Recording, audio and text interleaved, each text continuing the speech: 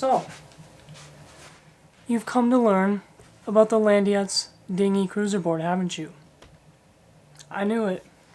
Well, come along then.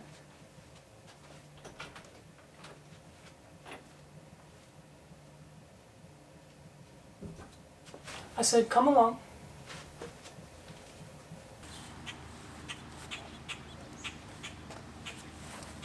This is a loaded longboard dervish sama.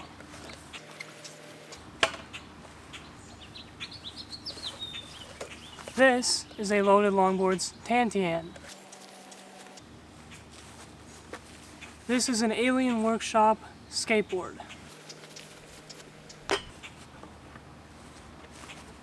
This is an Ambition snow skate. This is a Razor ripstick. These are cheap free skates from Amazon. And this is a Landyachtz Dinghy Turbo King cruiser board, which is what we're going to be talking about today.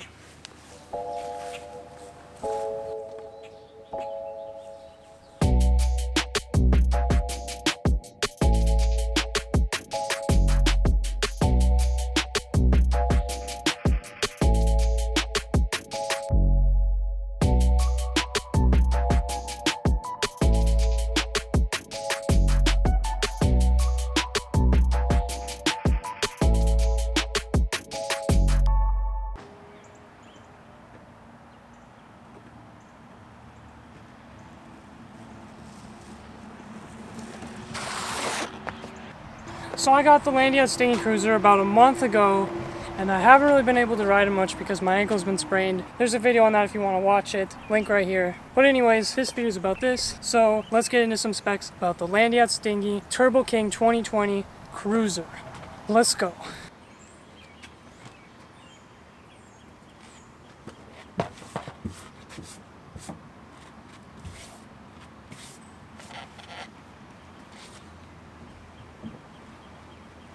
Whoa, oh, hey guys.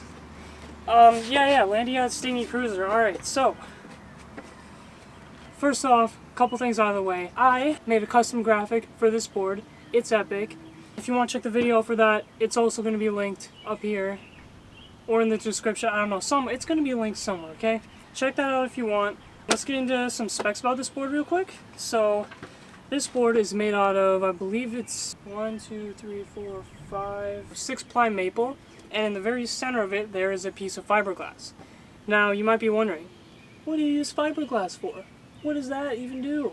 Well, let me tell you, fiberglass can dampen a lot of vibration, which is really important for a cruiser board because it's not going to be as flexy as a longboard, so you want to get as much vibration dampening as you possibly can, which is why I got the Turbo King version of the dinghy because the other versions didn't have fiberglass, and I'd be willing to spend an extra $20 for that fiberglass, and I think you guys should too.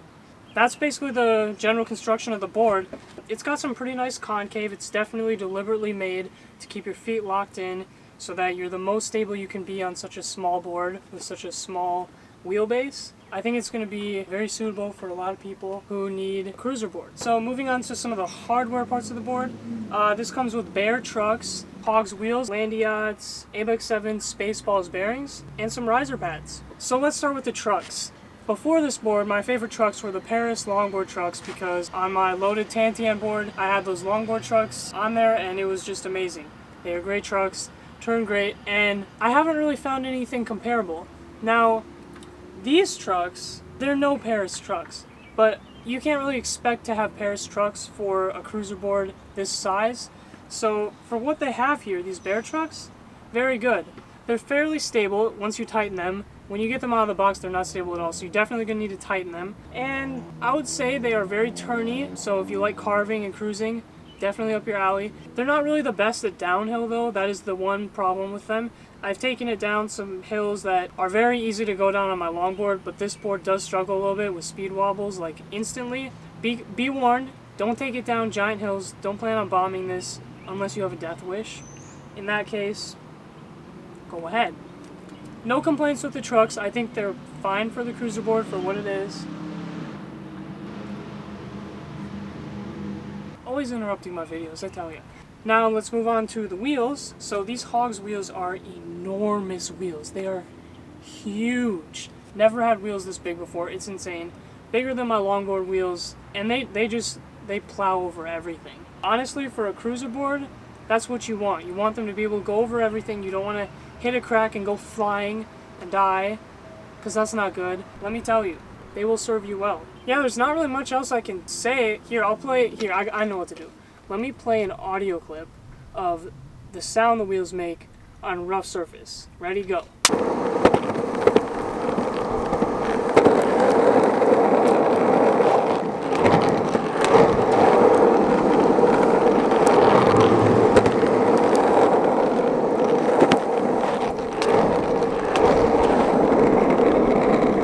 So as you can see, they are fairly quiet considering how rough the surface is. They just go over everything.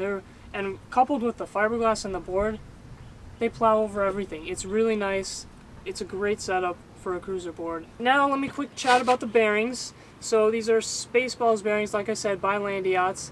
And these bearings, when you first get them, the wheels, they're going to spin like this and then they're just going to stop. Because for some reason, with these bearings, you have to break them in. So you got to put on like 20 miles onto this board. And once you do that, they're rolling. And they're super silent here. I don't even know if you guys can hear that. Another thing with the board that I would recommend is getting yourself a tail guard. Like so. I bought this on Amazon, a pack of 2 for 10 bucks. I also have a video where I unboxed that. Link in description. Check it out. Yeah, definitely get a tail guard because you gotta protect your tail from getting razor tail, especially because this board you can do tricks on if you so choose. Though be careful because that's how I sprained my ankle. That's all I have to say about that. I guess I never talked about the grip tape, so I've had no complaints with the grip tape it came with because I bought this board complete. Very grippy, keeps my feet locked in, no problems whatsoever. You'll be happy with the grip tape for sure. Honestly guys, that's about it for the hardware of the board. No complaints with just about anything on this board. I would highly recommend it if you're in the market for a cruiser board. It is great. Not sponsored, not saying this at all. It's just I have previously owned a Sector 9 cruiser board. It was actually one of my first boards ever a few years ago, and it was not the most pleasant experience. And then going from that to this, it was just like miles and miles ahead. So you're not going to be disappointed if you're in the market for a cruiser board. But maybe you're somebody who doesn't know which board they should get. Should you get a cruiser board, a longboard, a skateboard? So, let me tell you. Alright, we're moving over this bench because I think a change of scenery is good for us. So, let's talk about this really quick. If that's all you want to know, just the review and nothing else, let me quick sum it up for you. Great board, great purchase. Here's the price right here. Honestly, very fair price for what you're getting. Would recommend if you're looking for a cruiser board. Now, if you don't know which board exactly to get or what a cruiser board is and its benefits, let me quick tell you. A cruiser board is kind of like a mini longboard in the size of a skateboard. So this particular board is 28 inches long and my skateboard is about 30 inches long, I believe. So about the same. My longboard is like 38, which is on the small end. Most longboards are anywhere from 40 to 45, upwards of 48 sometimes. So it's definitely small, but because of the fiberglass and the wheels, it rides pretty close to a longboard. So you might be asking yourself, why don't I just get a longboard? Or maybe you're asking yourself, why don't I just get a skateboard then? Well, a cruiser board is a lot more maneuverable and easier to store than a longboard. So maybe if you're in a college campus or a smaller town, or maybe you're longboarding a lot in a downtown area where it's very condensed with people and a lot of sidewalks and sharp turns, a cruiser board is definitely going to be your best option because a longboard can sometimes be difficult to turn sharp corners and a cruiser board can handle it like a pro. So if that's what you're looking for, high maneuverability and a small board that you could possibly even strap onto the back of a backpack or something that's really light to carry with you, this is going to be the board you want to get because it is super small, super compact, super light, fast, absorbs vibrations. Like, what can't this do? It's like the whole package for a cruiser board. If that's what you're looking for, get a cruiser board and definitely check out this cruiser board because it's really good. Now, if you're someone that wants to go on really long rides or just have really fun carving around, doing some dancing around your board, going fast, bombing some hills, honestly, I'd say the longboard's your best bet because It's going to be the most stable for downhills. You're going to be the most comfortable. You're going to be the most comfortable on the board over long distances, and you're going to have a lot of fun on it. I love my longboard. I take it on, 10, 15 mile longboard trips all the time. Never had a problem with it. It's really fast and it's great. If you're somebody that's like, I don't care about cruising around, I don't care about going super long distances, I just like to do tricks and that's about it, the cruiser board can definitely work for you, or a regular skateboard if you're into that, because regular skateboards are great for skate parks, really smooth surfaces, and they're known to be good at tricks. That's what they're made for. So those are kind of the three brackets that you're going to want to look for when getting a skateboard: the traditional skateboard, the cruiser board, and the longboard. So if one of those seems to fit you better, then I would go into that direction. Now, if you are looking to get a skateboard, I have a review on the Alien Workshop skateboard that I use. I'll put that in the description. And if you're looking for a longboard, I have a review on the loaded Tien longboard. It's kind of outdated, the audio is kind of whack, but it makes some good points, so definitely check it out.